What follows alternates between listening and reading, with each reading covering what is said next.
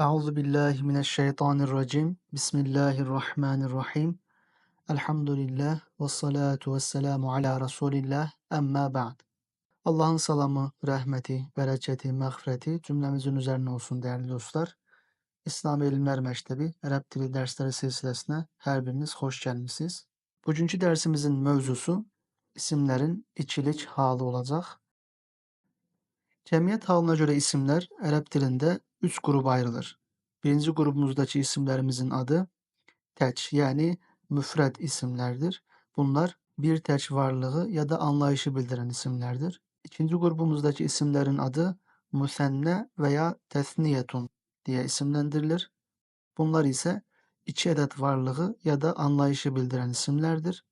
Üçüncü grubumuz ise cem isimler ki bunlar ikiden çok olan anlayışı veya varlığı bildiren isimlerdir. Bugünkü dersimizin mevzusu ikilik bildiren isimlerdir. Bunların Arap dilindeki adı tesniyedir veya müsenna isimlerdir.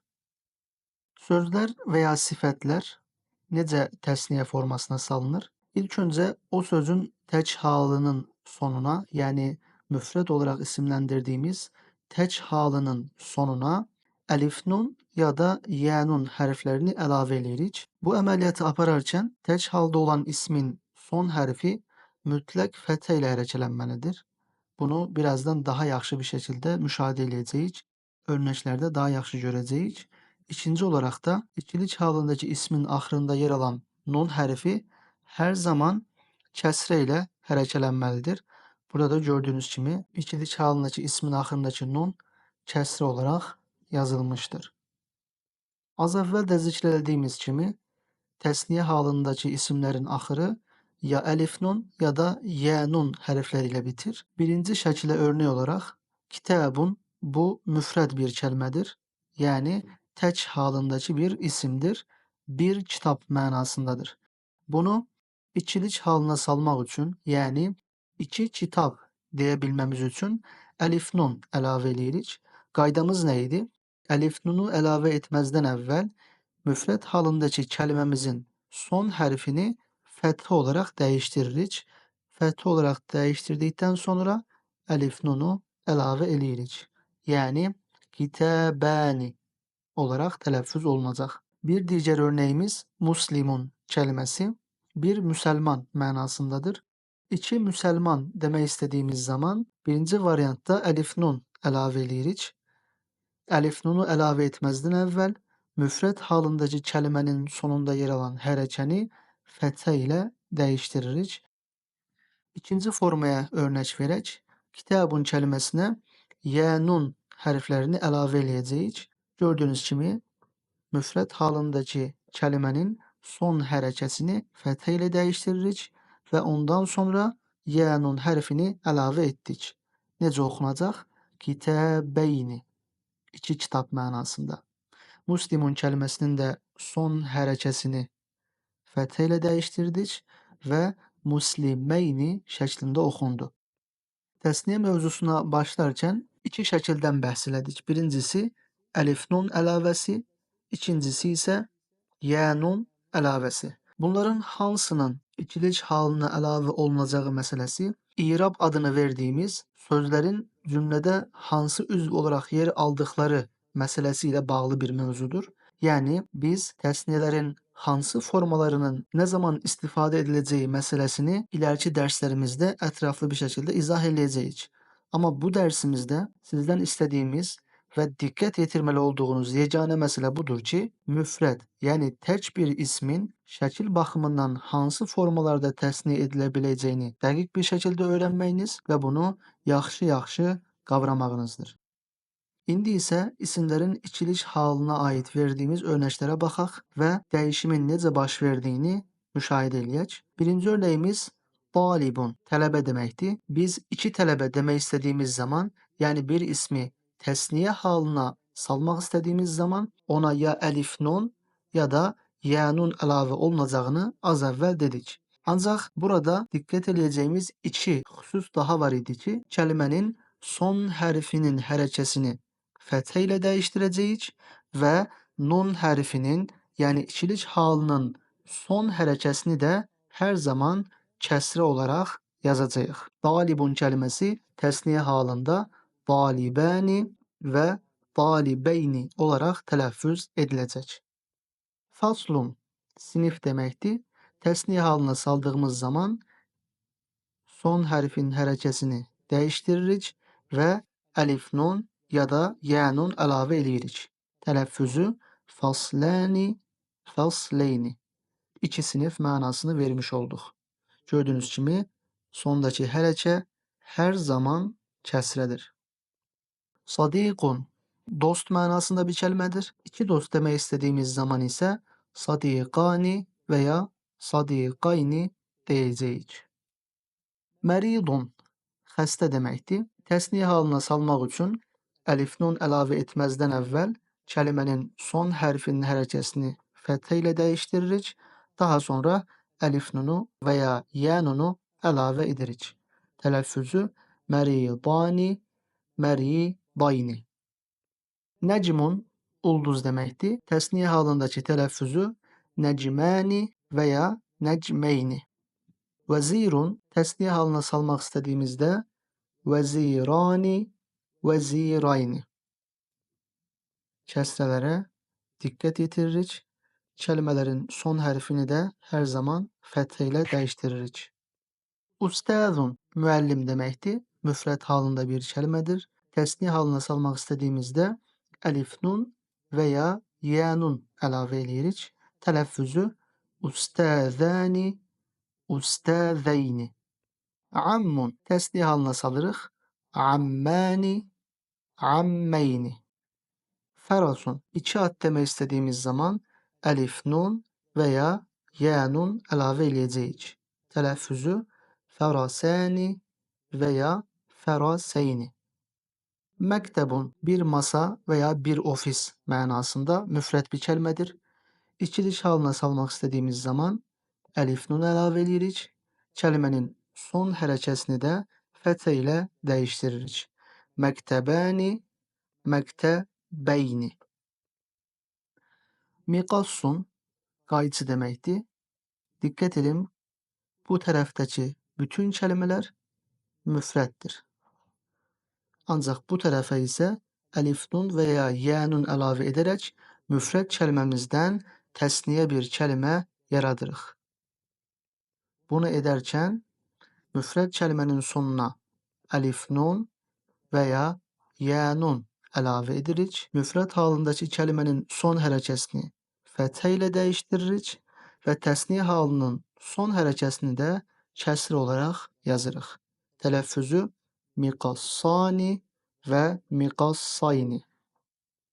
Qaribun qohum. Təsniyə halında qaribəni, qaribeyni. Alimun bir alim deməkdir. Müfrət bir kəlmədir. Təsniyə halında isə aliməni və ya alimeyni. Bu kəlmələrin hər ikisi də iki alim deməkdir. Fərqi biri əlif nun ilə təsniyə oldu, bir digəri yə nun ilə təsniyə oldu. Müfrət kəlmələrin əlif nunla mı yoxsa yə nunla mı təsniyə olunacağı məsələsi İrab adını verdiyimiz sözlərin cümlə daxilindəki mövqeləri ilə əlaqəli bir mövzudur. Bu iləriki dərslərdə başa salınacaq. Bu dərsimizdə sadəcə şəkil olaraq, yəni forma baxımından bir müfrət kəlmənin necə təsniyə olunduğuna diqqət yetirməyə çalışırıq. Riyadiyun bir idmançı deməkdir. Təsniyə halına salmaq istədiyimiz zaman riyadiyyəni və ya riyadiyyeyni deyə tələffüz eləyəcəyik. Qasrun saray deməkdir. İki saray demək istədiyimiz zaman qasrani və ya qasrayni deyə oxuyacağıq. Gördüyünüz kimi bu yerə qədər verdiyimiz örnəklərin hər biri müzəkkər isimləri idi. Aralarında heç bir müənnəs isim yox idi. İndi yuvarlaq tə ilə bitən müənnəs isimlərdə diqqət edəcəyimiz bir məqam var. O da tə-i mərbutə ilə bitən, burada da gördüyünüz kimi tə-i mərbutə ilə bitən bir müfrəd ismi təsniyə halına salmaq istədiyimiz zaman ilk öncə bu tə hərfini açacağıq. Tə-i mərbutənin qapalı tə olduğunu demişdik. Normalda tə hərfi ərəb dilində bu şəkildə yazılır. Amma T-i merbute yani kapalı T olarak bu şekilde de yazılabildiğini daha evvel zikrelemiştik. Şimdi kapalı T ile yani T-i merbute ile biten müennes isimleri ikiliş haline salmak istediğimizde ilk önce T harfini atacağız.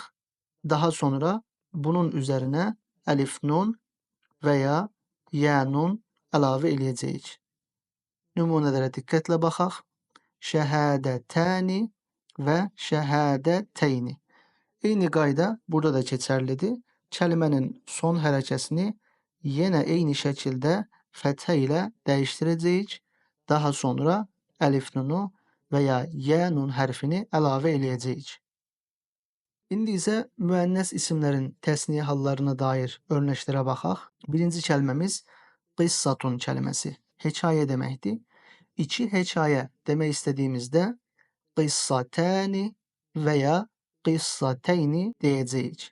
Gördüyünüz kimi T-i mərbutəni burada açdıq, açıq halda yazdıq və hərəkəsini də fəthə olaraq dəyişdirdik. Təsniyə halındakı kəlmələrin hər zaman son hərəkəsi kəsrə olacaq. Bunu yaddan çıxartmayaq.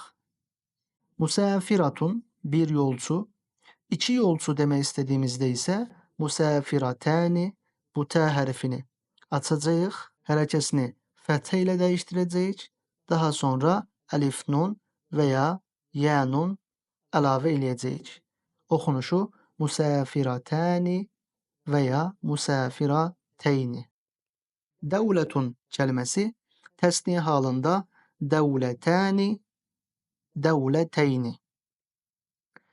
Cəmiətun ikilik halına salmaq istədiyimiz zaman T hərfini açırıq, hərəkəsini fəthə ilə dəyişdiririk, daha sonra əlif nun əlavə edirik.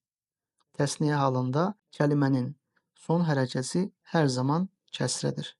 Oxunuşu cəmiətəni, cəmiəteyni. İbnətun bir qız deməkdir. Təsniyə halında ibnətəni, ibnəteyni. Səfinətun bir cəmi deməkdir. İki cəmi demək istədiyimiz zaman, yəni bu müfrəd ismi təsniyə halına salmaq istədiyimiz zaman səfinətəni və ya səfinəteyni deməliyik. Nəvvaratun eynək. İki eynək demək istədiyimizdə isə nəvvaratəni, nəvvarateyni. T-i mərbutə hərfini açdıq, hərəkəsini fəthə ilə dəyişdirdik. Daha sonra yə nun və ya əlif nunu əlavə etdik. Hər zaman sonunu da kəsrəli yazırıq. Cəddətun nənə. Təsniyə halında cəddətəni, cəddəteyni. Ümmətun ikilik halına salmaq istədiyimiz zaman ümmətəni, ümməteyni. Sənətun bir il, iki il demək istədiyimizdə sənətəni, sənəteyni deyirik. Ammətun ikilik halına salmaq istədiyimizdə T hərfini açdıq, hərəkəsini fəthə ilə dəyişdirdik, daha sonra əlif nunu əlavə etdik. Tələffüzü ammətəni, amməteyni. Dairatun təyyarə. Təsniyə halında dairatəni, dairateyni. Arabətun vaqon deməkdir. Arabətəni, arabəteyni olaraq təsniyə edilir. Həsənətun yaxşılıq mənasında müfrət bir kəlmədir. Sonu T-i mərbutə ilə bitdiyinə görə müənnəs bir isimdir. Müənnəs isimlərin təsniyə halını meydana gətirmək üçün sondakı qapalı T-ni açıq T ilə əvəz edirik. Daha sonra onun hərəkəsini fəthə olaraq yazırıq. Bunun üzərinə əlif nunu və ya yə nun hərfini əlavə edirik. Son bir qayda olaraq da nun hərfinin hərəkəsini kəsrə olaraq yazırıq. Oxunuşu həsənətəni, həsənəteyni. Muşkilətun problem deməkdir. Təsniyə halında muşkilətəni, muşkiləteyni. İndi isə müzəkkər və müənnəs tək isimləri təsniyə halına çevirəcəyik. Təsniyə halının iki farklı formada olduğunu demiştik. Birincisi elif nun, digeri ya nun. Biraz sonra gələcək örnəklərdə də iki qaydanı da icra eləyəcəyik. Təsniyə halının elif nunlu formasını üstdə yazacağıq, ya nunlu formasını isə aşağıda yazacağıq. İlk örnəyimiz suratun kəlməsi surə deməkdir. Bu kəlməmiz tə-i mərbutə hərfi ilə bitib, yəni müənnəs bir kəlmədir. Müənnəs kəlmələrin təsniyə halını meydana gətirmək üçün qapalı tə hərfini açıq hala gətirirdik. Daha sonraki qaydamız son hərfin hərəkəsini fəthə olaraq dəyişdirirdik. Üzərinə isə təsniyə əlaməti olan əlif nunu və ya yə nun hərfini əlavə edirdik. İndi isə yazaq.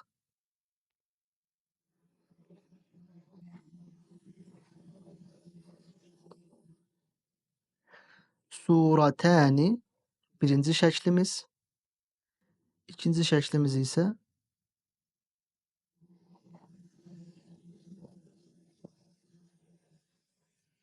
surateyni. Gördüyünüz kimi T hərfini açdıq, hərəkəsini fəthə ilə dəyişdirdik və son hərfimizin hərəkəsini də kəsri olaraq yazdıq. İkinci örnəyimiz fənnun, bir sənət mənasında müfrət bir kəlmədir. Müzəkkər bir kəlmədir. Sonunda təyin mərbuta yoxdur. Təsniyə halına salaq.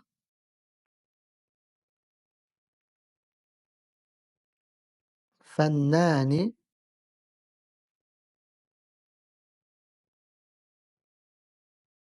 fənneyni. Gördüyünüz kimi nun hərfinin hərəkəsini fəthə ilə dəyişdirdik. Daha sonra əlif nunu əlavə etdik və son hərfimizin hərəkəsini də kəsr olaraq yazdıq. Burada da eyni şəkildə fəthə yazıldı və son hərfimizin hərəkəsi də kəsrə yazıldı.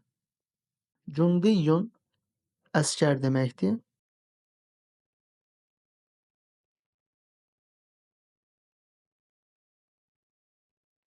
Cundiyyəni,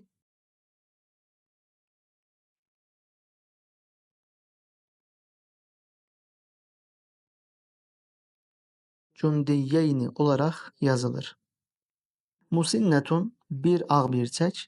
İki ağ birçək demək istədiyimiz zaman tə-i mərbutəni açıq hala gətiririk. Hərəkəsini fəthə olaraq yazırıq. Daha sonra üzərinə əlif nunu və ya ya nun hərfini əlavə edirik. Oxunuşu musinnətəni və ya musinnəteyni. Sirvalun bir şalvar deməkdir. İki şalvar demək istədiyimiz zaman sirvaləni və ya sirvaleyni olaraq tələffüz edirik. Gördüyünüz kimi son hərfimizin hərəkəsini fəth olaraq yazırıq. Burada da eyni şəkildə sirvaleyni son hərfimizin hərəkəsi fəthə yazıldı. Təsniyənin son hərəkəsi isə kəsri olaraq yazıldı. Nafizatun bir pəncərə deməkdir. Tə-i mərbutu olduğuna görə T hərfini açırıq. Hərəkəsini fəth olaraq dəyişdiririk. Üzərinə əlif nun və ya ya nunu əlavə edirik. Yazılışı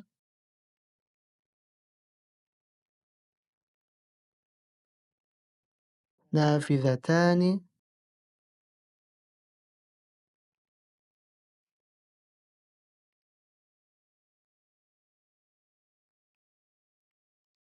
nafizəteyni.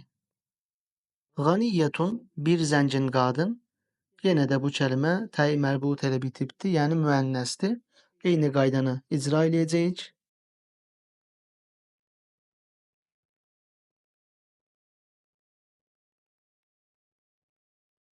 Ğaniyyətəni,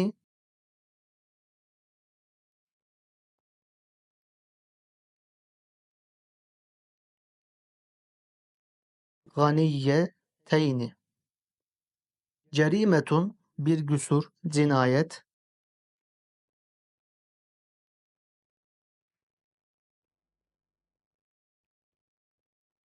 Cərimətəni birinci şəklimiz.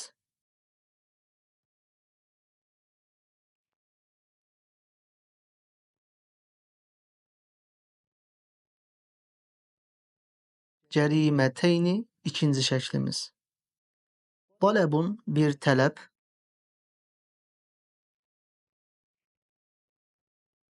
Talebani birinci şəklimiz.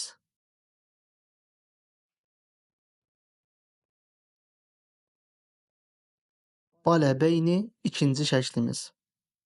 Fənnənətun gördüyünüz kimi təyi mərbuta ilə bitibdir. Müənnəs bir kəlmədir.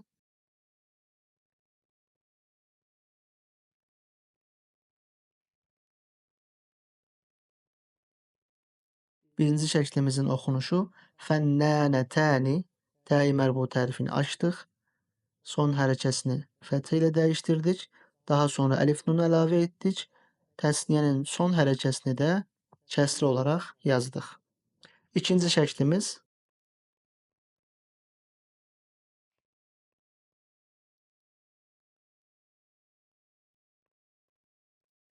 fənnənəteyni. Burada da eyni şəkildə təsniyənin son hərəkəsi fəthə olaraq yazıldı. Hablun bir ip.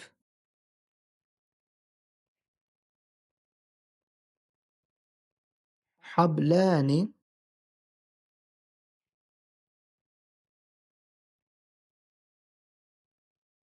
Hableyni. Lam hərfinin üzərinə əlif əlavə etdiyimiz zaman bu lam əlif şəklində yazılır. Bir neçə şəkli var. Bunu yaz dərslərində görmüşdük. Seyyidetun bir xanım deməkdir.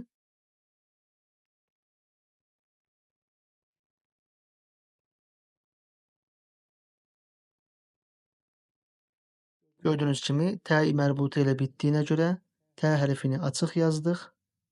Daha sonra hərəkəsini fəthə olaraq dəyişdirdik. Üzərinə isə əlif nun və ya yə nunu əlavə etdik.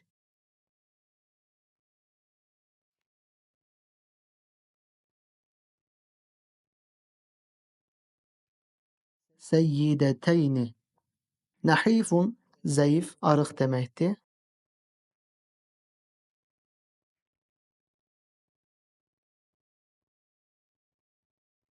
Nəhifətəni.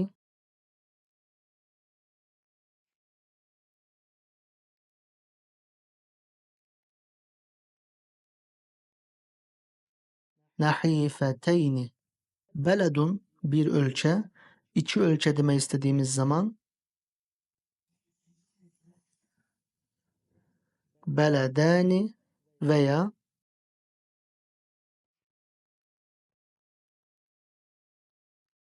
bəledeyni deyəcəyik. Hədəfun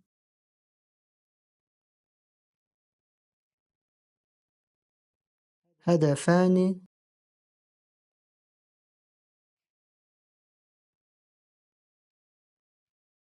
Hədəfeyni. Qaydanı təkrardan xatırladıram. Bir müfrəd ismi, yəni bu tərəfdə yer alan isimləri təsniyə halına salmaq üçün son hərfinin hərəkəsini fəthə ilə dəyişdiririk. Daha sonra üzərinə əlif nun və ya yə nun əlavə edirik. İkinci məşqimizə keçirik. İndi isə təsniyə halındakı sözlər veriləcək. Bunların müfrədlərini yazmağınızı istəyəcəyik. Birinci örnəyimiz kulliyyətəni, iki fakültə deməkdir. Burada müşahidə olunduğu üzərə təsniyə halının əlaməti olan əlif nun var. İlk öncə bunu atacağıq. Daha sonra tə-i mərbutə hərfi var idi ki, biz bunu açmışdıq və onu geri qapalı halına çevirəcəyik. Yazılışı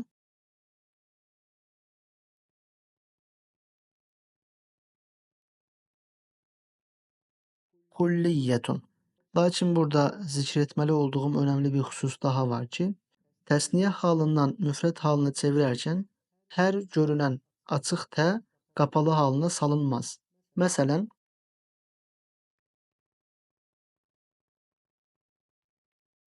beytəni kəlməsi.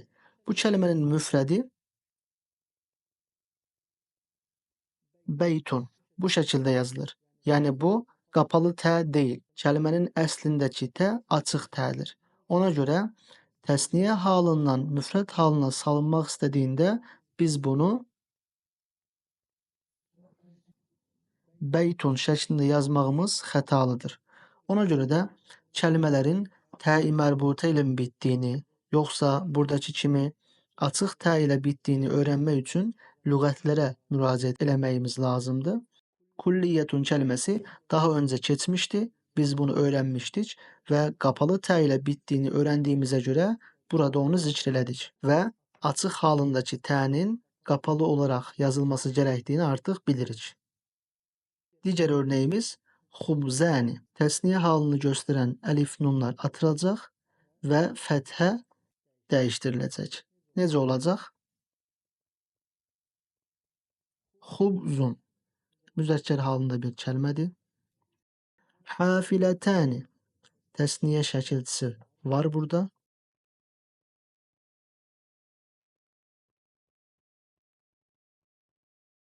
Təsniyə şəkilçisini atdıq. Buradakı tə də normalda kəlmənin özündə qapalı tə olduğuna görə onu ilk halına geri çevirdik və hərəkəsini də dəyişdirdik. Tələffüzü hafilətun. İdəni təsniyə halının şəkilçisi buradadır. Onu atacağıq. Geriyə qalan fəthəni də damma ilə dəyişdirəcəyik. Necə oxunacaq? İdun. Şəqiqətəni təsniyə halını göstərən şəkilçi əlif nundur burada. Onu atdıqdan sonra geriyə açıq tə hərfini qapalı təyə çevirmək qalır. O da bu şəkildə yazılacaq.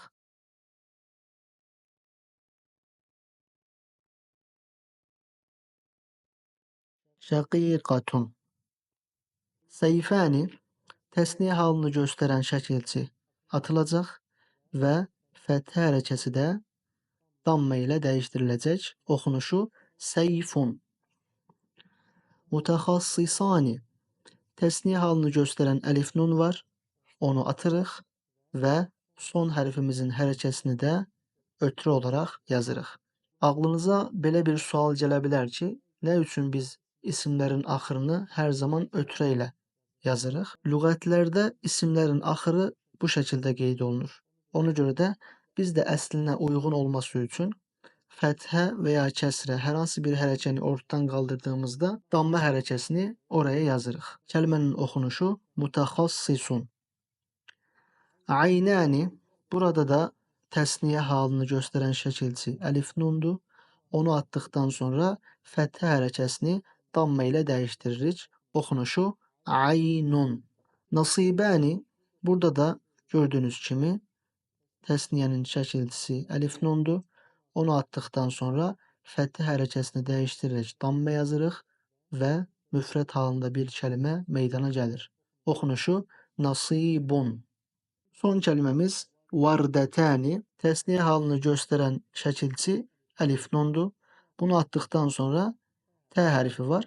Biz bunu tə-i mərbutəni açaraq yazmışdıq. Onu əslinə geri döndəririk. Yazılışı vardətun. Bəli, dəyərli dostlar, bu dərsimizi də burada yekunlaşdırırıq. Dərsi sonlandırmadan öncə bugün öyrəndiyimiz mövzunu təkrardan başa salım. Bugün biz təsniyə isimləri öyrənmiş olduq. Bir isim necə ikilik halına salınır, onu görmüş olduq. Birinci şəklimiz əlif nun idi. İkinci şəklimiz yə nun idi və nun hərfləri hər zaman kəsrəli idi. Və bir qayda olaraq da bu şəkilçilərdən əvvəlki hərfin hərəkəsi hər zaman üstün idi. Bunu da yaddan çıxartmayaq. Bugünkü öyrəndiyimiz qayda təsniyə halının iki forması var. Birincisi əlif nun, ikincisi yə nun. Təsniyə halına salmaq istədiyimiz müfrəd bir ismin son hərfinin hərəkəsini fəthə ilə dəyişdiririk və təsniyə halının son hərəkəsi də kəsrə olaraq yazılır. Sadəcə müənnəs isimlərdə bir fərqlilik var idi ki, bu da tə-i mərbutə hərfində idi. Bu hərflə bitən müənnəs isimləri təsniyə halına salmaq istədiyimizdə qapalı tə hərfini açıq tə hərfinə çeviririk. Hərəkəsini fəthə ilə dəyişdiririk. Daha sonra əlif nun və ya yə nun hərflərini əlavə edirik. Bugünkü dərsimizdə bu qədər. Rəbbim hər birimizə müvəffəqiyyətlər nəsib eləsin. Gələcək dərslərdə görüşmək diləyilə. Hər birinizi Allaha əmanət edirəm. Əssəlamu aleykum və rəhmətullah.